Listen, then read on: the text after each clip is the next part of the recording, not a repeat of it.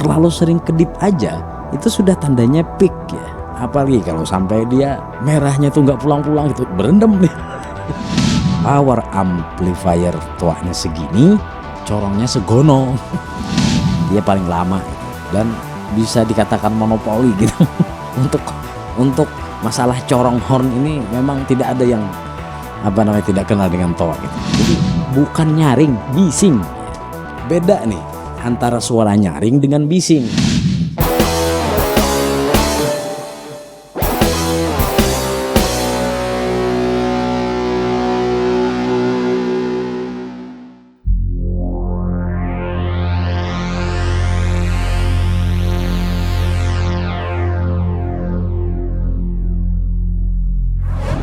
Assalamualaikum warahmatullahi wabarakatuh.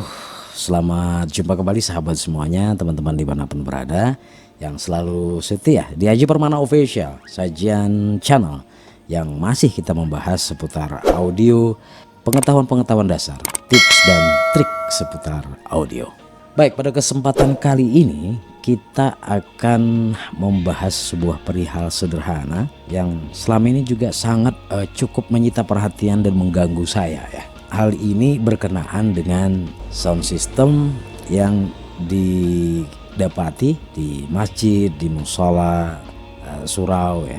Banyak sekali terjadi kendala serta permasalahan di sound system masjid ini. Saya lihat dari kebanyakan pengalaman bahwa kendala yang dihadapi ini di mushola khususnya ya. Kalau di masjid memang agak lebih terpelihara karena di sana biasanya ada pengurus masjid yang memang mengkhususkan orang atau operator untuk menjaga sekaligus memelihara sound system di dalam masjid. Tapi kalau di mushola ya, katakanlah di kampung-kampung gitu ya, di desa-desa, banyak sekali sound system yang ada di mushola-mushola ini tidak terpelihara. Yang kedua, tidak ada operatornya. Yang ketiga, sering bermasalah, mati, spol putus, mic corongnya terbakar gitu, hangus dan sebagainya. Saya melihat ini sebagai sebuah fenomena ya sebenarnya yang cukup lama, dan hal ini sebenarnya bisa dimaklumi karena kalau di mushola-mushola itu kan tidak ada pengurus khusus seperti di masjid ya. Sehingga yang menangani sound system di mushola ini tidak ada. Kalaupun ada, rame-rame kadang ya. Yang satu mau gini, yang satu mau begitu, yang satu mau begini lagi gitu. Baik pemasangan ataupun juga penyetelan daripada sound system di mushola ini kadang-kadang campur aduk. Yang satu style begini, nanti besok yang lain berbeda lagi, yang satu mau seperti ini, yang satu, karena tidak ada orangnya gitu. Mereka memasang sound system itu terutama corong misalnya ya, horn, jenis speaker horn yang ada di atas di menara itu kebanyakan asal pasang gitu ya.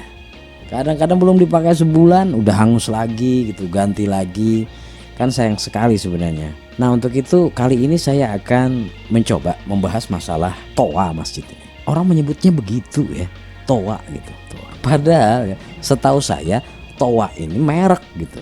Saya nyebutnya sound system masjid ya. Tapi kalau orang kebanyakan, orang awam, masyarakat lah pada umumnya, bilangnya toa gitu, toa masjid gitu. Ya memang dia memang paling lama gitu ya. Untuk kita di Indonesia ini dia paling lama gitu. Dan bisa dikatakan monopoli gitu. Untuk masalah corong horn ini memang tidak ada yang tidak kenal dengan toa gitu. Jadi ya udahlah kita sebut toa masjid gitu ya. Kebanyakan ya, para pengurus masjid atau langgar ini mereka membeli sendiri itu sound system. Tidak berkonsultasi dengan orang yang memang ahli di bidangnya gitu. Paling tidak tukang servis lah ya, yang dia lebih tahu gitu. Beli sendiri, pasang sendiri, naik ke menara sendiri, rame-rame gitu. Ya, dari segi kegotong royongan itu bagus gitu ya. Tapi biasanya kalau berkenaan dengan alat-alat seperti ini, kalau orang rame itu malah kacau jadinya ya. Dan itulah yang terjadi gitu ya.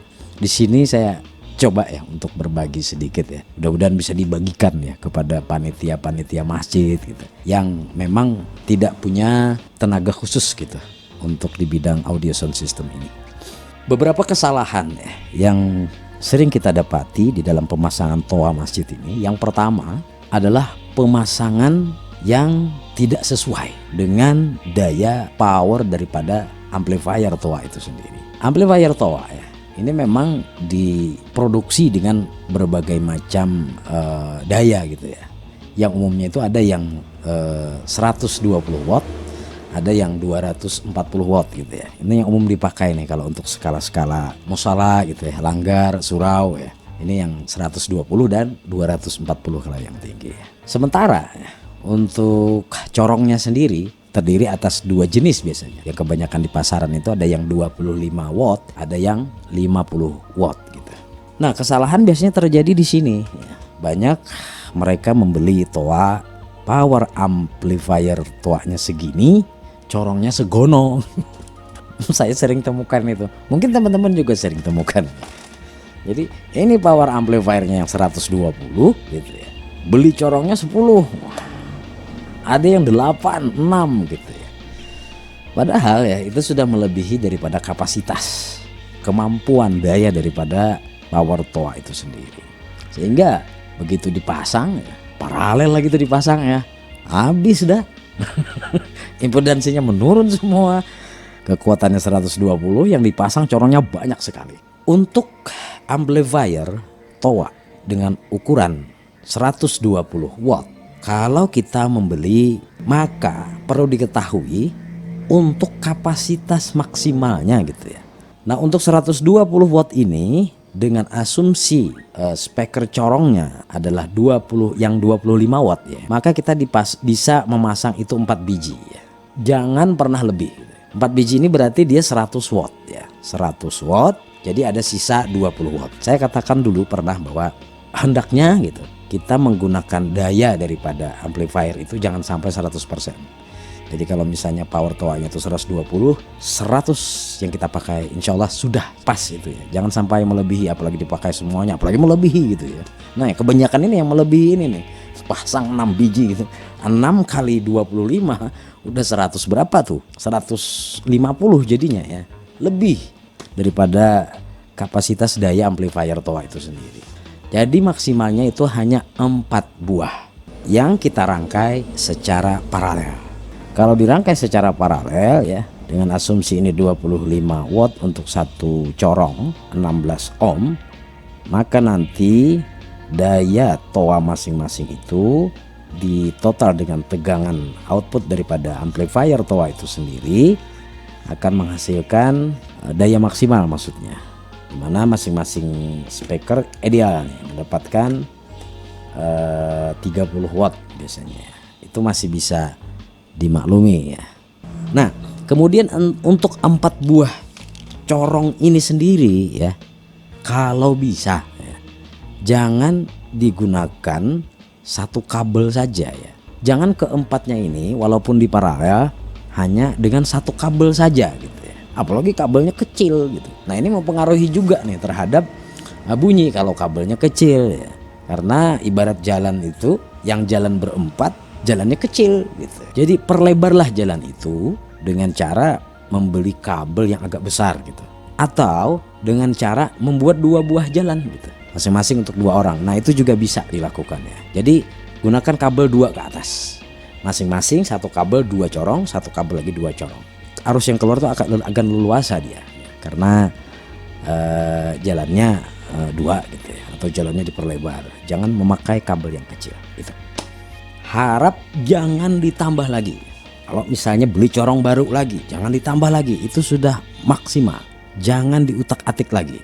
Kalau mau membeli corong baru harus sama dengan powernya gitu, sama dengan ampli-amplinya. Jadi kalau beli ya, corong kelima nih misalnya, nah itu perlu tambah power amplifier sebiji lagi ya. Kalau yang 240 yaitu tadi 120 ya, yang 240 itu kita bisa menggunakan yang 50 watt gitu ya. Kalau yang tadi 25 watt ya untuk yang 120. Kalau yang 240 kita pakai bisa yang 50. Sama untuk perhitungannya seperti itu tadi juga ya.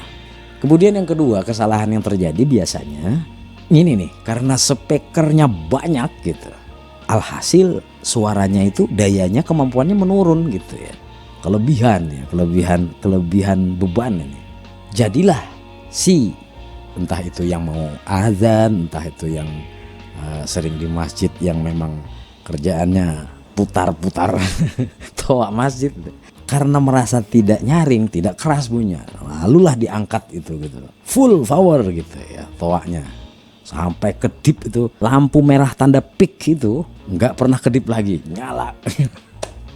Padahal tanda merah yang ada di situ ya, lampu indikator yang ada di toa itu ya, tanda pik itu adalah merupakan overload sudah ya.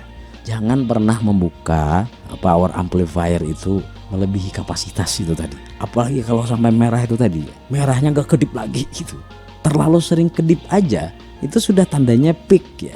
Apalagi kalau sampai dia merahnya itu gak pulang-pulang gitu, berendam nih. Diem ya. Wah itu parah itu ya.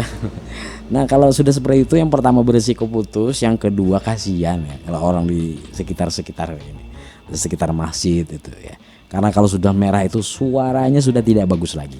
Bukan nyaring, bising ya.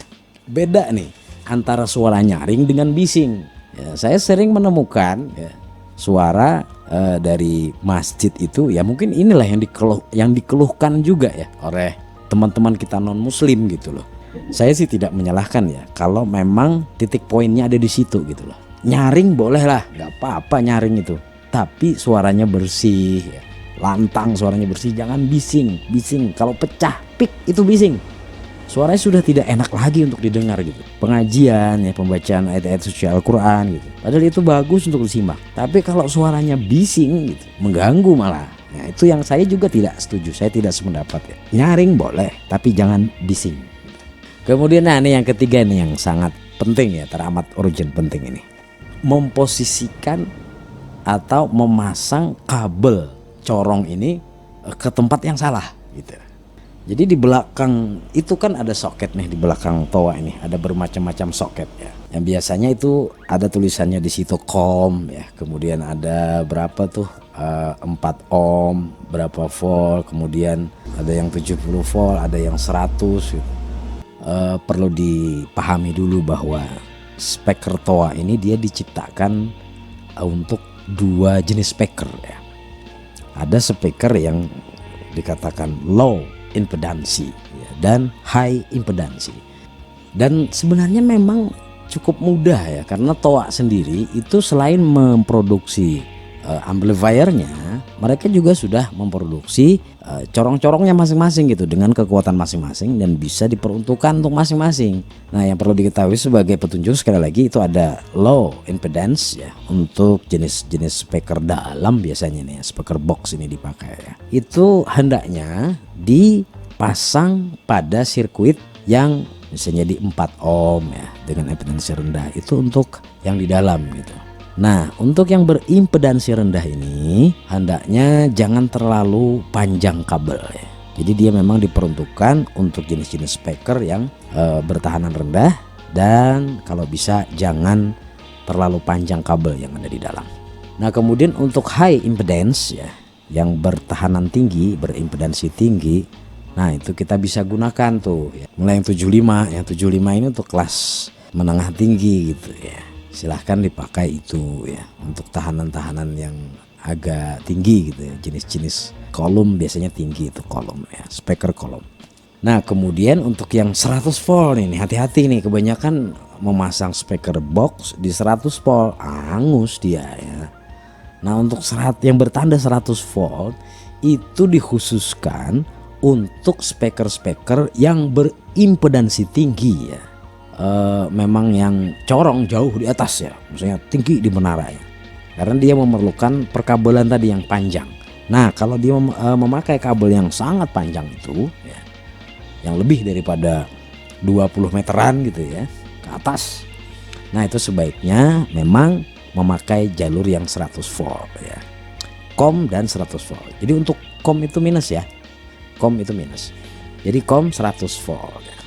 Dan jangan lupa untuk pengamanannya ya, bisa di situ dipasang matching, ada matching namanya, untuk membatasi arus itu di situ gitu ya. Tapi sekali lagi untuk toa sendiri itu sudah banyak juga sih diproduksi corong-corong yang sudah punya matching internal di dalamnya. Jadi kalau di situ berlabel M misalnya ZA sekian-sekian M. Nah itu udah ada matchingnya di dalam ya. Itu pertanda bahwa dia sudah disertai matching secara internal di dalam corong itu sendiri. Yang paling penting itu jangan sampai jenis-jenis speaker yang berimpedansi rendah dipasang ke 100 volt. Nah ini salah kamar ini ya. Kalau dia dipasang ke situ memang sih sepintas waktu dibunyikan itu lantang nih bunyinya, wah bagus kenceng gitu ya. Tapi coba aja ya, entah berapa hari itu bisa kemampuannya. Selebihnya meletus sudah. Jadi itu yang perlu diperhatikan untuk teman-teman panitia masjid khususnya ya. Nah bisa diikuti di sini ya, bagaimana cara menghitung speaker itu sendiri ya, dengan perbandingan-perbandingan yang ada ya. Jadi putus itu sendiri pun ya bisa disebabkan oleh berbagai faktor ya, misalnya fullnya dari arus memang iya ya. Kemudian juga dia mungkin karena terkena debu ya, namanya juga dia dipasang di luar kan. Nah, jadi kadang-kadang spool itu berdebu sehingga pergerakannya tergesek dengan debu, dengan magnet yang ada di dalam, tidak leluasa. Akibatnya dia tergesek itu menyebabkan putus gitu. Nah kemudian ada satu tips lagi nih, saya juga sering menemukan nih, corong itu ya dia diciptakan untuk jenis suara mid high, middle high. Saya sering menemukan itu, mendengarkan, saya lewat gitu ya, kalau di musola pas orang azan entah orang apa gitu ya, ada beberapa masjid dan langgar yang menyetel yang suara corongnya itu terdengar ngebas gitu. Nah ini jangan sampai ini, karena corong itu tidak diciptakan untuk frekuensi low ya, bass. Jadi jangan sampai dikasih bass di situ, karena frekuensi low itu nanti bisa mengakibatkan putus, karena memang dia tidak diciptakan untuk frekuensi itu ya. Malah ya kalau bisa dipasang itu untuk filter frekuensi gitu, seperti crossover pasif gitu. Ada tuh orang jualannya, agar suara bass itu tidak masuk ke corong gitu. Jadi sekali lagi ingat bahwa corong itu tidak diciptakan untuk suara jenis bass. Kalau mau ngebas yang di dalam aja gitu, yang di speaker box itu boleh itu. Tapi kalau untuk jenis corong jangan sampai. Kemudian ada lagi. Jadi yang berikutnya itu jangan pernah mencampur ya, dalam satu power amplifier kita menggunakan double ya. Ada yang untuk corong, ada yang untuk speaker di dalam speaker box ya. Kalau memang bisa itu jangan digunakan bersama-sama. Lebih baik kalau misalnya punya kas ya, masjid atau langgar, beli satu lagi. Jadi satu khusus untuk speaker dalam, satu lagi untuk speaker luar gitu, untuk corong gitu. Ini bisa dibedakan settingannya. Jadi yang satu disetting memang untuk tidak ngebas gitu, untuk corong, yang satu untuk di dalam gitu, untuk mau dikasih bass nggak apa-apa, mau dikasih low tidak apa-apa. Dengan pemisahan seperti ini juga akan mempermudah nanti ya. Mau itu speaker yang diaktifkan yang dalam saja bisa gitu, tinggal tutup tuh power yang satunya yang ke atas gitu. Kalau mau speaker atas saja di dalam nggak bunyi bisa juga gitu. Nah itu keuntungan dengan memisah tadi. Nah, itu yang perlu diperhatikan. Cuman yang jelas bahwa untuk hal-hal yang seperti ini saya sarankan ya, lebih baik ya, hendaknya di musala itu disediakan benar-benar ya satu orang ya untuk menjaga atau memelihara, ya katakanlah sebagai operator ya. Hendaknya itu satu tangan saja gitu ya. Jangan tangan rame-rame di situ mengutak-atik sound system gitu. Jadi hendaknya ada satu orang yang diamanahi gitu ya, untuk menjaga, untuk mengatur itu gitu. Atau paling tidak ya 2 orang lah gitu ya, supaya nanti bisa gantian gitu. Dan kalau sudah disetel ya, katakanlah waktu pertama pemasangan ini misalnya udah membawa teknisi gitu, hendaknya itu dikunci ya. Baik itu bassnya, treble-nya, pengaturan volumenya gitu ya. Saya nemu banyak yang kayak gitu ya, udah dilakban masih ada yang ngusil ya, mau muter lagi, iseng bener sih tangannya. Oke, kira-kira itu saja dulu ya. Mudah-mudahan, saya sangat berharap ini bermanfaat ya. Saya lama sekali ingin memposting masalah ini ya, khusus untuk panitia-panitia masjid gitu. Mudah-mudahan nanti kalau memang masih ada yang tersisa yang belum saya informasikan tentang toa masjid ini, kita akan kasih informasikan di pembicaraan kita di lain hari gitu ya. Baik, mudah-mudahan apa yang saya sampaikan bermanfaat. Saya harapkan itu saja ya, bermanfaat. Yang lain belakangan. Terima kasih atas perhatian dan kebersamaannya. Jangan lupa apabila channel ini Anda rasa bermanfaat, silahkan di subscribe dan like, bagikan ke teman-teman Anda. Mudah-mudahan Anda juga termasuk di antara orang-orang yang membagikan pengetahuan ini, yang bermanfaat untuk orang banyak, yang tentunya itu menjadi amal jariah bagi kita semuanya. Saya Haji Permana, terima kasih atas perhatian dan kebersamaannya. Sampai jumpa. Wassalamualaikum warahmatullahi wabarakatuh.